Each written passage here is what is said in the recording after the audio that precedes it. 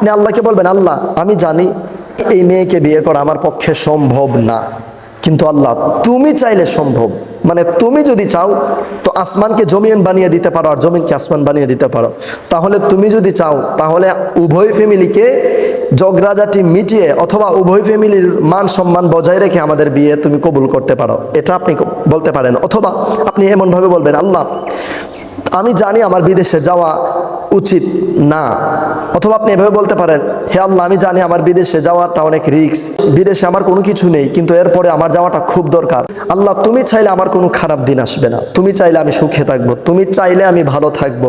ওইভাবে যখন আল্লাহ রব্বুল আলমিনের কাছে জোর কাটাবেন, অধিকার কাটাবেন, তখন আল্লাহ রব্বুল আলমিন আপনার প্রতি রাজি খুশি হয়ে আল্লাহ আপনাকে এমনিতেই দিয়ে দিবে যে আমার বান্দা আমার কাছে অধিকার কাটায়, আমার কাছে আমার বান্দা অধিকার কাটায়। আমার বান্দা আমার কাছে অধিকার কাটাবে না তো কার কাছে কাটাবে? আল্লাহ বলবে আমার বান্দা আমাকে কতটা আপন করে নিয়েছে। আরো একখানা হাদিস পড়েছিলাম, আল্লাহ রসুল বলেন আল্লাহ রব্বুল আলমিনকে বান্দা যেইটুক ধারণা রাখবে আল্লাহ তার ধারণা স্বরূপ ততটুক কাছে থাকবে। কেউ যদি ধারণা রাখে আল্লাহ অনেক দূরে, আল্লাহ আমার ধারে কাছেও না, আল্লাহ তার ধারে কাছে আসবে না, আল্লাহর রহমত তার ধারে কাছে আসবে না।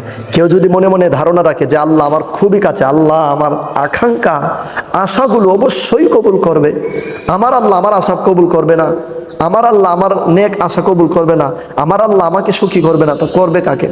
তো যখন এইভাবে আকুতি মিনতিগুলো করবেন, আল্লাহ না দিয়ে কবুল না করে যাবে কোথায়? আল্লাহ অবশ্যই আপনার আশা আকাঙ্ক্ষা উদ্দেশ্যগুলো কবুল করবেন ইনশাল্লাহ। তবে চাহিদা এবং চাওয়াটা যেন নেক হয়, হালাল হয়। যদি প্রেম ভালোবাসা হয় তাহলে আল্লাহকে বলবেন, আল্লাহ আমি হারাম রিলেশনে জড়াতে চাই না, আমি হালালভাবে পেতে চাই।